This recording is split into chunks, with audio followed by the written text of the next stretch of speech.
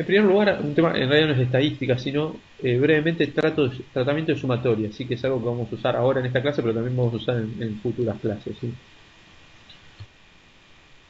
Supongamos que yo tengo una sucesión de valores, ¿sí? De una variable aleatoria. ¿Sí? X es una variable aleatoria, X sub i, ¿sí? Y tomo valores X1, X2, Xn. Y esto que tenemos es una muestra de X correspondiente a una población. ¿Sí? Obviamente ustedes sabrán que la suma de estos valores de una variable aleatoria se puede notar de esta manera, ¿sí? Eh, con la sumatoria de igual a 1 hasta n de los valores x y, ¿sí? De esa variable aleatoria. Bueno, en principio, estas son simplemente, la verdad es que son propiedades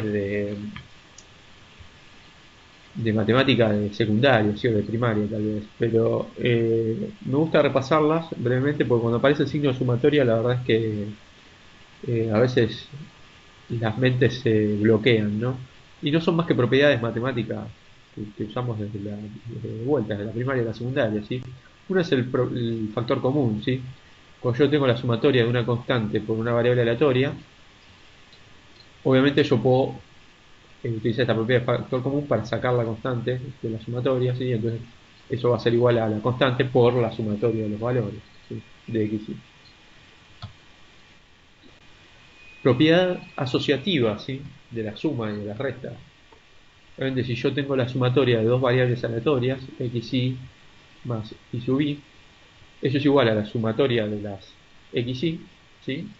Más la sumatoria de las y sub i, ¿sí? Por último, esta propiedad que en realidad es parecida a la primera propiedad, ¿sí? Que la sumatoria de una constante es igual a n veces esa constante, ¿sí? Bastante elementales, ¿sí? Estas propiedades.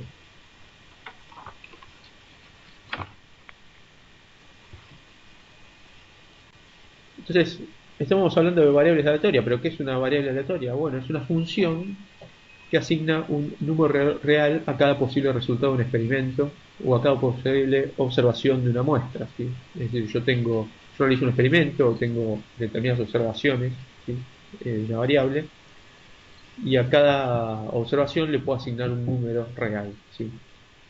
Eso es una variable, la función que asigna ese número real es una variable aleatoria, ¿sí? Recordemos también a un entrañable amigo de estadística, ¿sí? Que vamos a usar muy seguido en esta materia, que es la media muestral, ¿sí? Que era simplemente el promedio simple de los valores que toma una variable aleatoria en una determinada muestra, ¿sí? Y esta media muestral era un estimador de la media poblacional, ¿sí? O sea, de la media de la población que en principio, en general, nosotros no lo conocemos, ¿sí? Lo que vamos a conocer es la media de la muestra.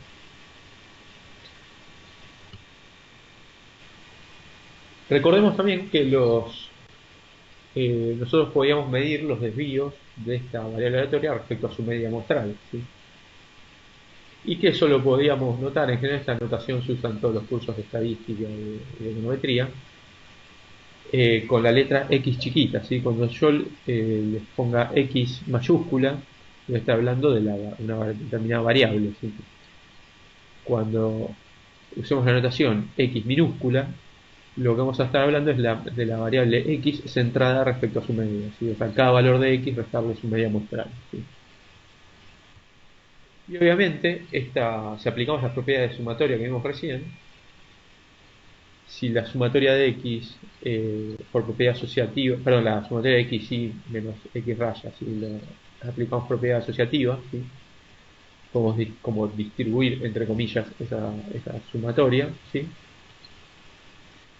Y luego el primer término es igual a la media muestral, a n, perdón, por la media muestral, ¿sí? Por definición de la media muestral. Fíjense que simplemente en esta fórmula pasar el n multiplicando del otro lado, ¿sí?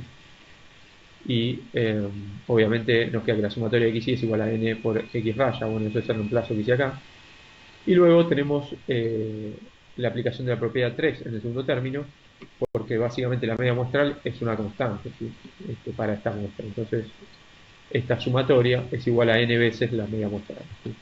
Entonces fíjense que la sumatoria de los valores centrados de una variable aleatoria, ¿sí?, es siempre igual a cero por construcción, ¿sí?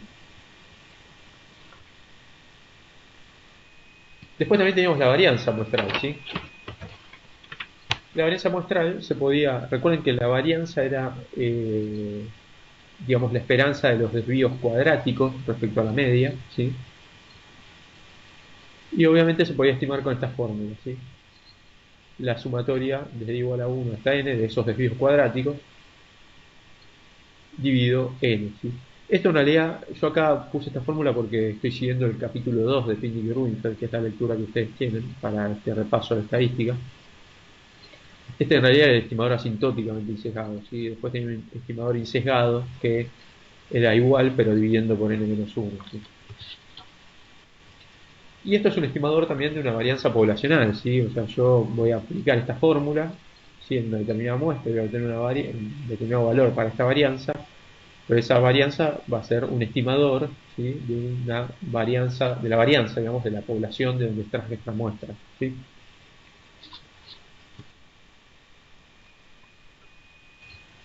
Una fórmula de trabajo que ustedes pueden deducir, no la vamos a hacer acá, pero aplicando las propiedades que vimos recién, y además aplicando trinomio cuadrado perfecto, creo que se llamaba esto, ¿sí?, en el paréntesis aquí, pueden deducir una fórmula de trabajo de la varianza, ¿sí?, que también en algún momento tal vez la utilicemos en la materia, ¿sí?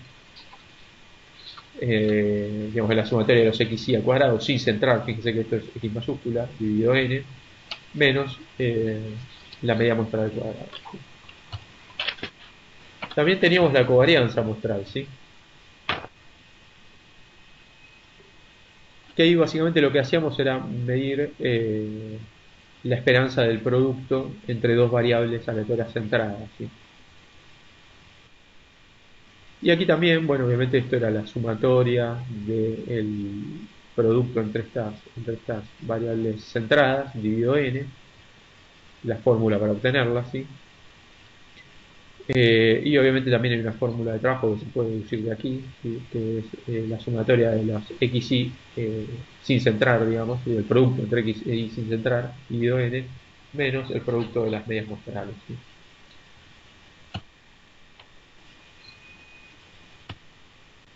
Hablemos un poquito de las propiedades, ¿sí?, de la esperanza. Recuerden que la esperanza de una función lineal, de una variable aleatoria, tenía unas propiedades, ¿sí?, en el sentido que primero yo podía obviamente distribuir, por así decirlo, tengo una propiedad asociativa de la esperanza, una cosa por el estilo, ¿sí?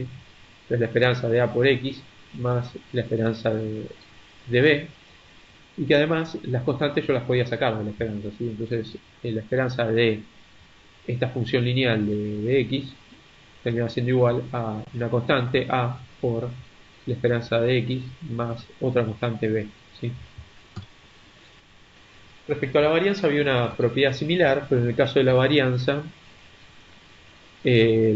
de esta función lineal era igual a la varianza de A por xy más la varianza de B más dos veces la covarianza entre los dos términos. Eh, pero bueno, dado que B obviamente es una constante, ¿sí? En realidad, primero, principio, la B es una constante, entonces la varianza es igual a cero, ¿sí? Y además, dado que es una constante, la covarianza entre una variable aleatoria y la constante va a ser igual a cero teóricamente, entonces nos quedaba solo el primer término, ¿sí? Y esto va a ser igual a, obviamente, cuando sacamos la constante de la varianza, en vez de salir como salía en la esperanza, digamos, A solamente, acá sale elevado al cuadrado, ¿sí? Porque recuerden que esto es la esperanza de las variables centradas al cuadrado, ¿sí?, de las variables centradas al cuadrado, ¿sí? Después recuerden también el coeficiente de correlación, sí, que en algún momento lo utilizaremos levemente transformado en la segunda parte de la materia, ¿sí?, que era simplemente el cociente entre la covarianza entre dos variables, ¿sí?, y el producto de sus desvíos estándar. Así que recuerden que los desvíos estándar eran la raíz cuadrada de la varianza. Y obviamente este coeficiente de correlación se podía estimar, ¿no? Con las fórmulas que vemos en pantalla, ¿sí? Para una determinada muestra.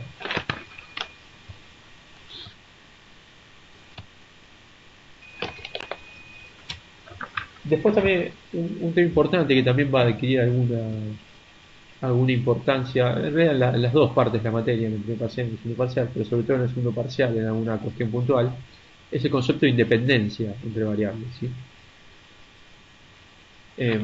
Digamos que si dos variables son independientes, ¿sí? Que necesariamente, sí, el concepto de independencia es un concepto que no es necesariamente lineal, ¿sí? Entonces, pero si nosotros decimos que dos variables son independientes, x e y, su covarianza, que es una medida de asociación lineal, ¿sí? Recuerden que la covarianza es una medida de asociación lineal entre las variables, va a ser igual a cero, ¿sí? Y eso va a implicar entonces que el coeficiente de correlación entre las variables también va a ser igual a cero. Es decir, si dos variables son independientes, necesariamente no están asociadas linealmente, ¿sí? La recíproca no es cierta, ¿sí? Necesariamente, por lo menos. Si yo tengo una covarianza entre dos variables es igual a cero, ¿sí? Su coeficiente de correlación va a ser igual a cero, porque la covarianza es parte de la fórmula para calcular el coeficiente de correlación. Pero esto no va a implicar necesariamente la independencia de las variables, ¿sí? ¿Por qué? Bueno, porque podría ser justamente que haya una relación no lineal entre las variables, ¿sí? Entonces es importante recordar que estas covarianzas y esta coeficiente de correlación, cuando son iguales a cero, lo que nos indican es independencia lineal de las variables, ¿sí? Pero no independencia en sentido estricto, ¿sí? Una cosa que me olvidé de comentarles de la covarianza y la correlación eh, es que recuerden que la covarianza tiene el tema de que está medida en la escala de las variables, ¿sí? Entonces la covarianza entre dos variables de golpe puede tomar en principio cualquier valor, depende de la escala de esas variables. El coeficiente de correlación no. Recuerden que el coeficiente de correlación, por definición, está entre -1 y 1, ¿sí? Bueno, un tema muy importante que vamos a usar sobre todo en esta primera parte de la materia, ¿sí? Propiedades de estimadores. Los estimadores pueden tener propiedades, una de las cuales es el encejamiento, ¿sí?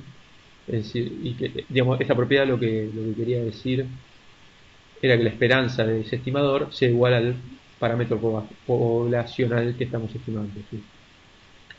Eso es simplemente el encejamiento. Después tenemos la eficiencia, así que hay dos tipos de eficiencia. Una es la eficiencia absoluta, que es que para un determinado tamaño de muestra, el estimador que obtuvimos tiene la menor varianza de cualquier otro estimador, ¿sí? Que acá ustedes recordarán, no lo vamos a ver en esta materia eso, pero recordarán que está el tema de la cota de Kramer-Rao, creo que se llama, ¿sí? Eh, bueno, lo que importa, lo que yo recuerdo en ese concepto, ¿sí? Que un estimador es eficiente en sentido absoluto cuando su varianza es la menor entre todos los estimadores, ¿sí? Y también hay un concepto de eficiencia relativa que es, bueno, cuando comparamos la varianza de dos o más estimadores puntuales, obviamente el que es eficiente en sentido relativo es el que tiene menor varianza entre esos estimadores, ¿sí? Después tenemos la propiedad de consistencia, ¿sí? Que la propiedad de consistencia indicaba que al tender el tamaño de muestra infinito, la probabilidad de que el valor que tuvo un determinado estimador eh, sea arbitrariamente, o perdón, la probabilidad de que la diferencia entre el valor que toma un estimador y el parámetro poblacional sea arbitrariamente pequeño, tiende a 1, ¿sí? Eh, Esto quiere decir, a medida que aumenta el tamaño de muestra, el estimador tiende al parámetro poblacional en probabilidad, ¿sí? Está con probabilidad igual a 1. Después un tema que suele traer, esto es lo más importante de este breve repaso que hacemos de estadística, ¿sí? Un tema que suele traer bastante dolor de cabeza es el tema de prueba hipótesis, ¿sí? Eh, en esta materia. Las pruebas de hipótesis, recuerden que ustedes las habrán visto en estadística 2, ¿sí? O en estadística 1, y tiene una determinada estructura, ¿sí? Yo voy a tomar como ejemplo una prueba de hipótesis sobre la media muestral, ¿sí? Ya que estuvimos hablando de ella. Vamos a ver los tres tipos de prueba de hipótesis que podemos hacer sobre esa media muestral rápidamente, ¿sí? La hipótesis de igualdad a una determinada constante, ¿sí? Un determinado valor. La hipótesis de mayor e igual, ¿sí? O sea, queremos probar si eh, la media poblacional es mayor o no a determinado valor, ¿sí? O la hipótesis de menor igual, ¿sí? Estas son las hipótesis nulas, ¿sí?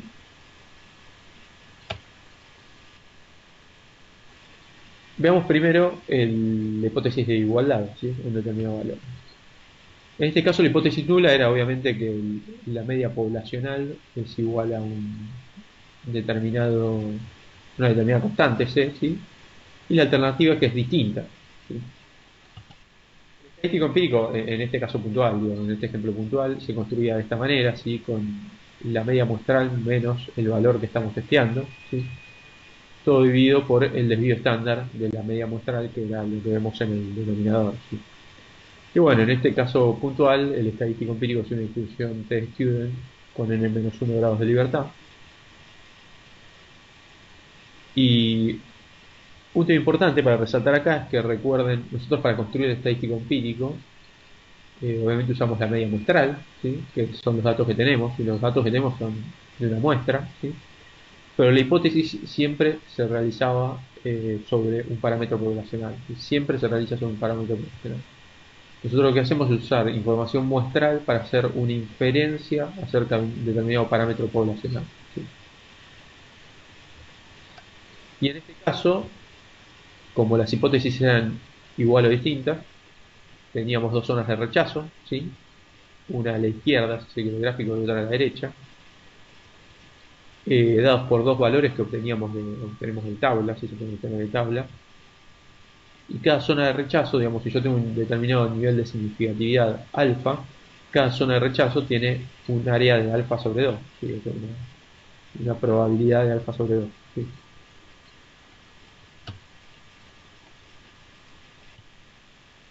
Las reglas de rechazo de estas pruebas eran, por ejemplo, que si el t empírico era menor al valor crítico inferior, si el valor crítico inferior de esta zona de rechazo, o si el valor empírico era mayor a este valor teórico, ¿sí? De la zona derecha, digamos, ¿sí? De la zona de rechazo derecha, entonces se rechazaba la hipótesis nula, ¿sí? Eh, una alternativa, esto sería, digamos, que el estadístico empírico caiga en esta zona o en esta zona, ¿sí? Una alternativa era el p-value, ¿sí? Que ahora vamos a comentar brevemente qué era, pero que si el p-value es menor al nivel de significatividad seleccionado, entonces se rechaza la hipótesis nula, ¿sí? Se puede usar cualquiera de las dos alternativas. Entonces, si se rechaza la hipótesis nula, o sea, se cumple alguna de estas condiciones, nosotros íbamos a eh, concluir que habíamos encontrado evidencia acerca de que la media poblacional es estadísticamente distinta de la constante C, ¿sí? Si no rechazamos la hipótesis nula, decimos, bueno, no encontramos evidencia como para afirmar que la media poblacional es distinta a este valor, ¿sí?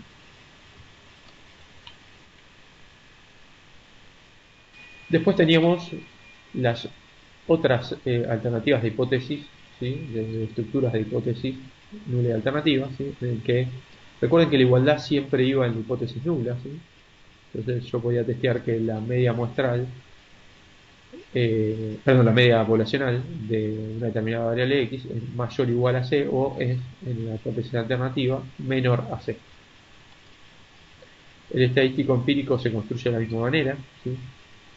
Que antes, pero lo que cambia es la zona de rechazo. Ahora, como yo estoy testeando si la media poblacional es mayor o igual a determinada constante, ahora la zona de rechazo va a estar a la izquierda, así voy a tener un solo valor crítico y el área que está acá, ¿sí? Es igual a alfa, el nivel de significatividad. O sea, yo en este valor teórico que tengo acá voy a tener una probabilidad acumulada de 0,05, ¿sí? Y la regla de rechazo ahora era que el estadístico empírico sea menor al nivel crítico, ¿sí? Y lo mismo con el p-value, la regla de p-value no cambia nunca, ¿sí? Siempre igual, que el p-value sea menor, el p-value asociado a ese estadístico empírico sea menor al nivel de significatividad seleccionado, ¿sí?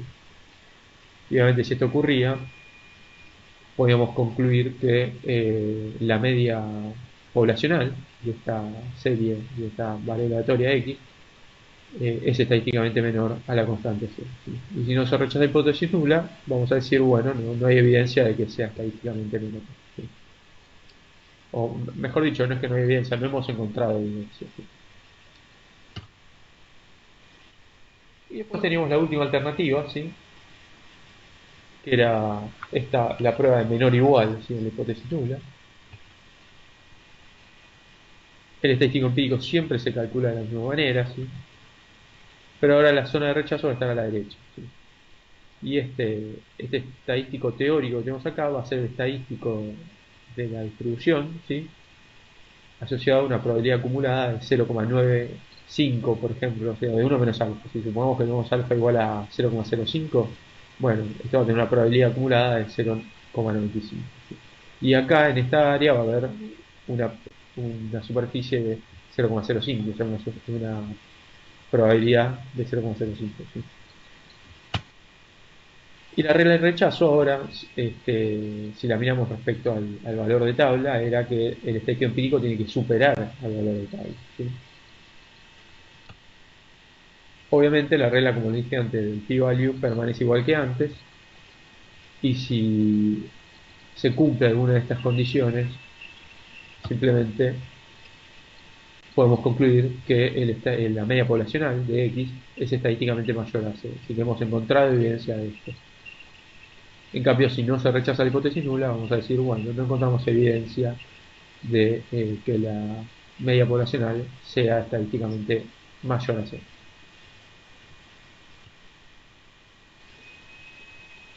Después, recuerden que cuando uno llevaba a cabo una prueba estadística, ¿sí? Podía cometer errores, ¿sí? Al expresar la conclusión, ¿sí? Entonces, uno tenía el resultado del test y obviamente uno podía terminar rechazando la hipótesis nula o no rechazándola, ¿sí? Pero después podía estar la realidad, ¿no? O sea, ¿qué ocurre realmente? ¿La hipótesis nula es falsa o es verdadera? ¿Sí? Entonces, obviamente, si uno rechaza la hipótesis nula y resulta que la hipótesis nula era verdadera, comete un error, por ejemplo, ¿no? Entonces, y estos errores tenían asociados algunos coeficientes, ¿sí? El primero era alfa, que era el error de tipo 1, que es el que acabo de mencionar, ¿sí? La probabilidad de rechazar la hipótesis nula cuando la hipótesis nula es en realidad verdadera. Es decir, de rechazar la hipótesis nula incorrectamente, ¿sí? Y este alfa es justamente el nivel de significatividad de la prueba, ¿sí? Es lo que más se mira en las pruebas de estadísticas, ¿sí? Em, justamente, bueno, el p-value les hablo después porque hay otras slides mejor, ¿sí? Beta era la probabilidad de cometer error tipo 2, ¿sí? Que vendría a ser la probabilidad de no rechazar la hipótesis nula, cuando en realidad la hipótesis nula es falsa y por lo tanto en realidad había que rechazarla, ¿sí? El error tipo 2 en realidad no se le da tanta importancia en estadística, sino que se le da importancia a su complemento, que es la potencia de la prueba, ¿sí? La potencia de la prueba es la probabilidad de rechazar la hipótesis nula, cuando la hipótesis nula efectivamente es falsa, o sea, de rechazar correctamente la hipótesis nula, ¿sí? Y es de vuelta, es el complemento del error de tipo 2, ¿sí? Y por último, ustedes tenían 1 menos alfa, que sería el complemento del error de tipo 1, que en general se interpreta como el nivel de confianza, ¿sí? Es la probabilidad de no rechazar la hipótesis nula correctamente, ¿sí? Es decir, cuando la hipótesis nula es verdadera. Y acá había una cuestión importante, es que, solo para recordárselo, es que siempre había un trade-off entre los dos tipos de errores, ¿sí? O sea, que cuando yo reduzco el error de tipo 1, me aumenta el error de tipo 2, y cuando reduzco el error de tipo 2, aumenta el error de tipo 1, bueno, ¿sí? En general, como verán, eh, por la estructura misma de las pruebas de hipótesis, a lo que se le da importancia es a esto, ¿sí? A alfa, al grado del tipo 1, más importancia, digamos. Eso, y también a veces, y sobre todo en la segunda parte de la materia, ya cerca al final, para algunas pruebas, también vamos a traer a colación el tema de la potencia de las pruebas, ¿sí? Porque vamos a ver algunas pruebas que tienen problemas de potencia y hay que tenerlo en cuenta, ¿sí? Eso. Por último, justamente estuvimos hablando de p-value, ¿sí? Del p-valor. Entonces, recordemos qué era el p-value, ¿sí? El p-value era el nivel de significatividad asociado a un determinado resultado econométrico, o sea, un resultado econométrico puntual. O sea, yo tengo un determinado estadístico empírico, con la media muestral, por ejemplo, como antes, y ese estadístico empírico va a tener asociado un nivel de significatividad propio, ¿sí? Que es, en principio, no va a ser igual al de la prueba, ¿sí? Alfa es el nivel de significatividad de la prueba. El p-value asociado a un determinado estadístico empírico es el nivel de significatividad asociado a ese valor del estadístico empírico obtenido, ¿sí? Y por eso generalmente se utiliza el estadístico empírico, perdón, el p-value para comparar con el nivel de significatividad de una prueba y entonces mediante el p-value llegar a una conclusión acerca de si hay que rechazar o no la hipótesis nula de la prueba. Y por eso era esa regla de rechazo que vimos antes, ¿sí? Que el p-value, si es menor al nivel de significatividad de la prueba, entonces se rechaza la hipótesis nula. Entonces, por ejemplo, si nosotros tenemos una prueba con zona de rechazo a la derecha, ¿sí? Y el estadístico empírico cae en esa zona, ¿sí? El p-value va a ser el área roja, ¿sí? El área celeste que veíamos antes, ¿sí? El área celeste va a ser el nivel de significatividad de la prueba. El área roja va a ser el nivel de significatividad asociado a ese resultado econométrico puntual, ¿sí? Que es el valor empírico obtenido del estadístico T. Y como el p-value, como verán, el área asociada al p-value es menor al área asociada al nivel de significatividad de la prueba, con lo cual en este caso se rechaza la hipótesis nula, ¿sí? Lo mismo ocurre con una prueba que tiene zona de rechazo a la izquierda, ¿sí? Si el estadístico empírico cae en la zona de rechazo, entonces el p-value asociado es la probabilidad acumulada, ¿sí? Hasta ese valor empírico, ¿sí? A ese estadístico empírico obtenido. Y obviamente en este ejemplo puntual va a ser menor al nivel de significatividad de la prueba, con lo cual vamos a rechazar la hipótesis nula. ¿Y cuándo no se rechazaba? Bueno, si vamos con el ejemplo de la zona de rechazo a la izquierda, si el estadístico empírico, por ejemplo, caía allí, ¿sí? En la zona de no rechazo, ¿sí? Bueno, el p-value entonces va a ser, en este caso, el área en rojo, ¿sí? Va a ser igual a esa área, ¿sí? Y por lo tanto va a ser mayor al nivel de significatividad asociado, ¿sí? En este caso va a ser inclusive mayor a 0,5, va a ser un p-value bastante elevado, ¿sí? Con lo cual, en este caso, no vamos a rechazar la hipótesis nula, ¿sí? Porque el p-value asociado a este estadístico empírico va a ser mayor al nivel de significatividad de la prueba, ¿sí?